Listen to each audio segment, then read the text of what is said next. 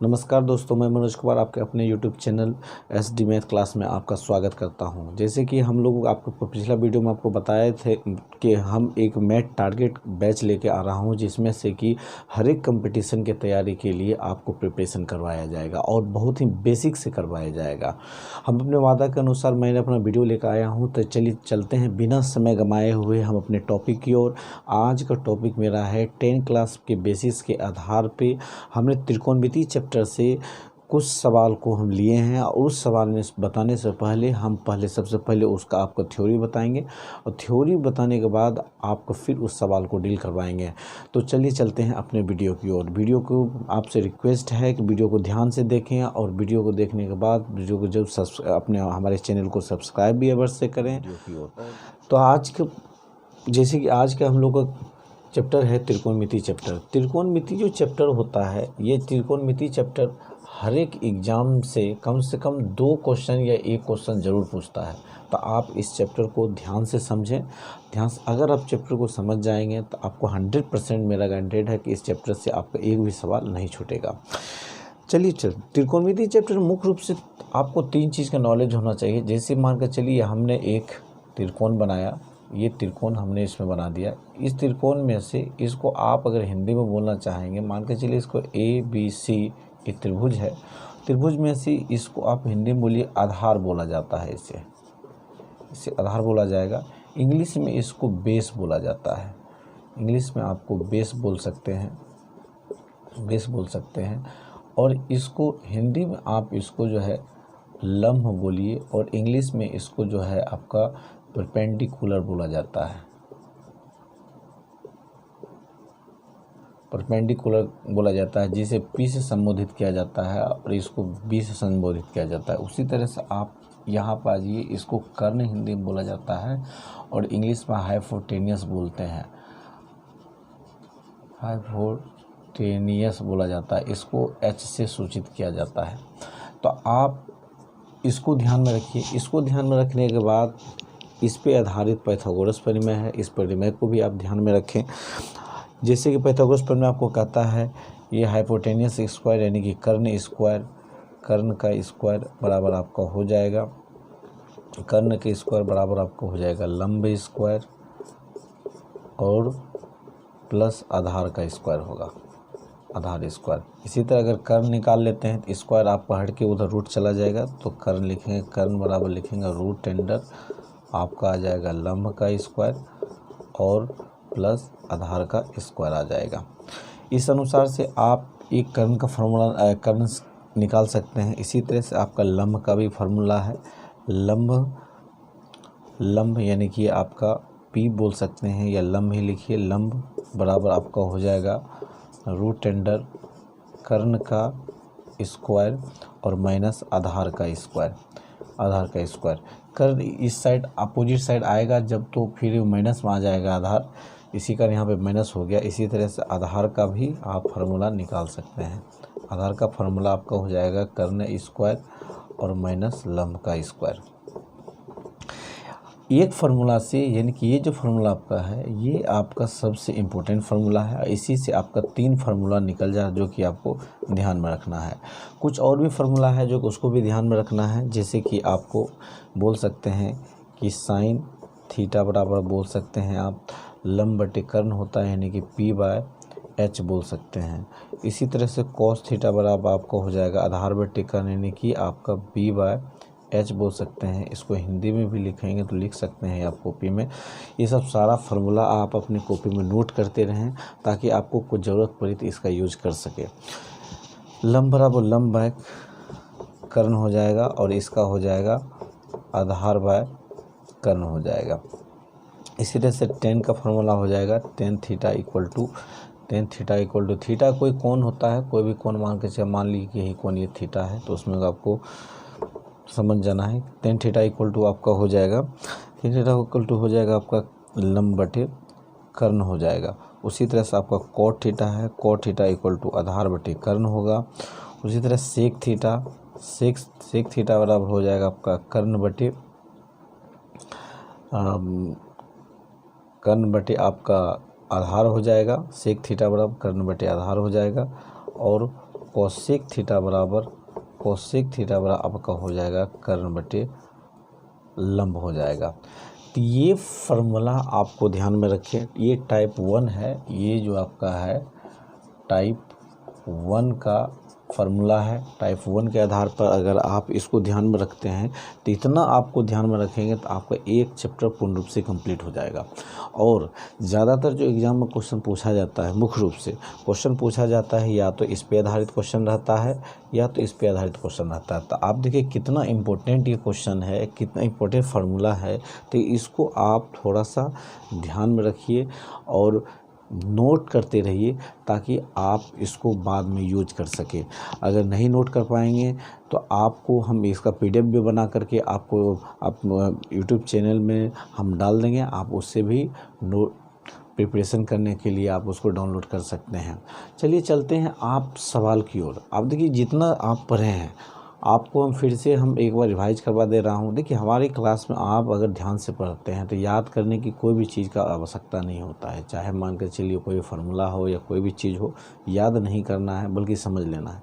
समझ जाने से क्या होगा आपका कि आप कुछ ज़्यादा टाइम तक रहेगा। अगर वही आप नहीं समझेंगे तो आपको याद करने से कुछ दिन में भूल सकते हैं, तो आप उसको समझ लेना है। जैसे कि आप समझ गए ये कर्ण हो गया आपका, जिसको इंग्लिश में हाइपोटेनस बोलते हैं, H से सूचित किया जाता है। उसी तरह ये आपका लंब हो गया, ठीक है, जिसको आप परपेंडिकुलर बोलते हैं, इसको P से सूचित किया जाता है। और ये आपका बेस हो गया जो गिरा हुआ क्षैतिज यानी कि बेस, जिस पे हम खड़ा हैं, बेस जिस पे हम खड़ा हैं हम, उस बेस हो गया। और हम अपना जो हो गया ये आपका परपेंडिकुलर हो गया। और अगर हम तिरछा होकर किसी चीज़ को देखते हैं तो हमारे आइज द्वारा बनाया गया कोण जो होगा उस वस्तु पे, किसी वस्तु पे, तो वो आपका कर्ण हो जाएगा।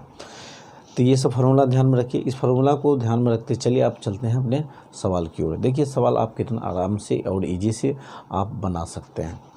एक नंबर सवाल कहता है कि अगर त्रिभुज ABC में जिसका कोण B समकोण है और AB 24 डिग्री है और BC आपका 7 सेंटीमीटर है तो निम्नलिखित का मान निकालें। देखिए जो डाटा हमको प्राप्त है कि एक त्रिभुज है जिसमें से कोण जो है B क्या है, एक समकोण है। तो मान लीजिए कि ये त्रिभुज एक समकोण, ये A हो गया, ये B हो गया, या ये मान के चलिए A हो गया, ये B हो गया, ये C। ये मान लीजिए मेरा डाटा हमारे पास है जिसमें से कोण भी हमारा क्या, समकोण में होता है 90 डिग्री। आपका कोण आपका कितना डिग्री, 90 डिग्री कोण है। जब ये 90 डिग्री हो जाएगा तो अब देख दिया हुआ AB ये 24 सेंटीमीटर है, ठीक है। उसके बाद BC 7 सेंटीमीटर। अब साथ ये नहीं दिया हुआ है, यानी कि ये आपको देखिए बताया हुआ है कि ये देखिए गिरा हुआ जो रेखा है ये आपका आधार हो गया, ये जो खड़ा एक दूसरे पर परपेंडिकुलर रेखा है ये आपका हो जाएगा कर्ण, ये आपको लंब हो जाएगा। और उस साइड का जो रेखा है आपका जो क्षैतिज है ये आपका कर्ण हो जाएगा, ठीक है। तो इस आधार पे आपको इसको बनाइए। इसके बाद देखिए कर्ण, इसमें कर्ण का निकालने के लिए तो कर्ण हम आसानी से निकाल सकते हैं। ये फार्मूला देखिए कर्ण का मेरा क्या है, कर्ण का फार्मूला आपका हो जाएगा, कर्ण का फार्मूला आपको यहाँ पे लग जाएगा। तो कर्ण के स्क्वायर, लंब स्क्वायर, ये हो जाएगा लंब यानी कि आपका ये हो गया लंब स्क्वायर, यानी कि 7 का स्क्वायर हो जाएगा, अब प्लस हो जाएगा आधार यानी कि 24 का स्क्वायर। तो ये आपका हो जाएगा 49 और ये हो जाएगा 576, यानी कि ये निकल गया आपका 625 आपका किसका स्क्वायर आ जाएगा, 625 आ जाएगा, यानी कि 25, यानी कि मेरा ये निकल गया कितना, 25 निकल गया। अब इसके आधार पे आप जो हैं यहाँ देखिए आपको एक नंबर सवाल में निकालना क्या है। एक नंबर सवाल में आपको जो दिया है निकालने के लिए कि साइन A और कॉस A का मान निकालिए।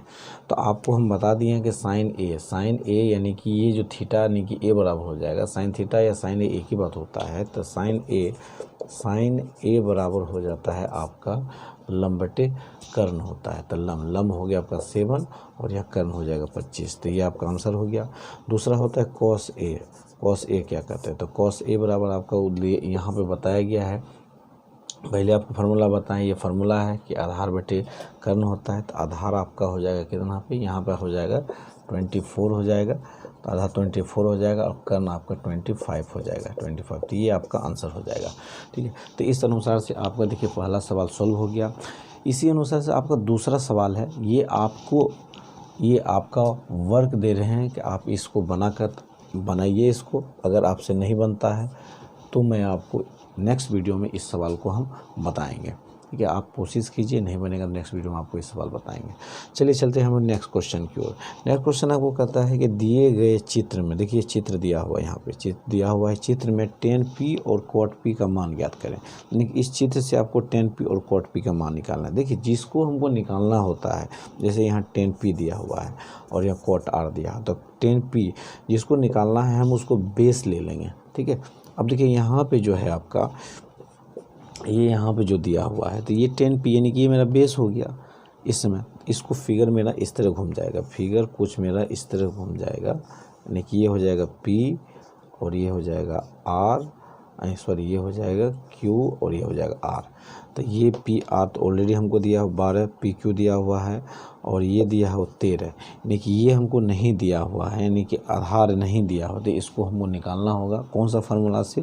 देखिए ये आधार का फार्मूला यहाँ पे दिया हुआ कर्ण स्क्वायर माइनस लंब स्क्वायर के फार्मूला से आपको इसको निकाल लीजिए। कर्ण स्क्वायर यानी कि आपका हो जाएगा यहाँ पे कर्ण स्क्वायर, तो कर्ण का फार्मूला लगा दीजिए, कर्ण का स्क्वायर, कर्ण बराबर हो जाएगा कर्ण यानी कि आधार, सॉरी आधार निकालना है आपको इसमें, तो आधार का फार्मूला इसमें यूज किया, आधार बराबर रूट अंडर कर्ण स्क्वायर, तो कर्ण हो गया आपका 13 हो जाएगा, 13 की स्क्वायर हो जाएगा 169।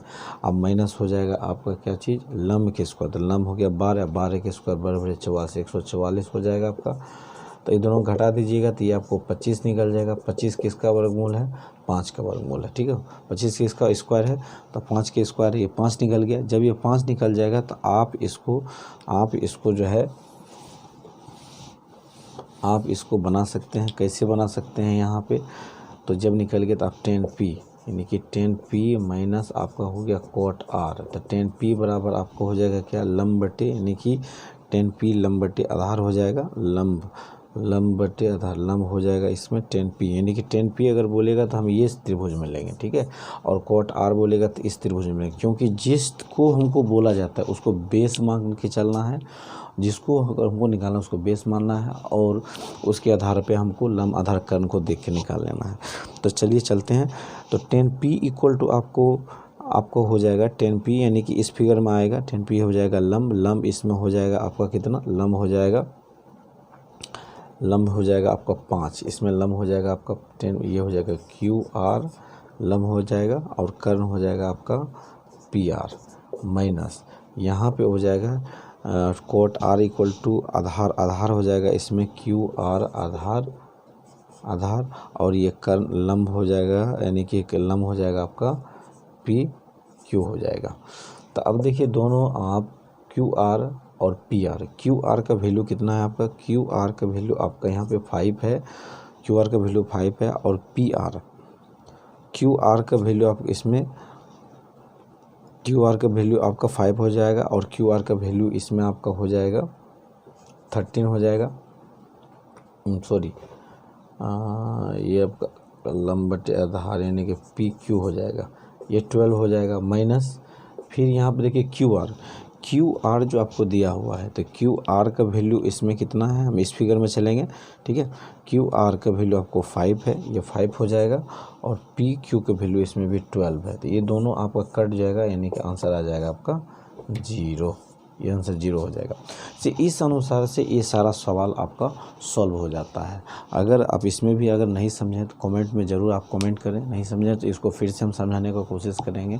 और आपको एक वर्क दे रहे हैं, जबकि ये सवाल है, ये आप बना के आइए, और ये बना के आइए, और ये सब फार्मूला है, थोड़ा फार्मूला को देखें ध्यान से, और कोशिश करें कि बार बार प्रैक्टिस करके लिखें, ठीक है।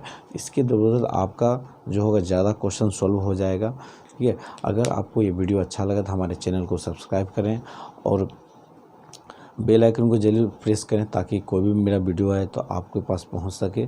Thank you for watching this video. Thank you so much.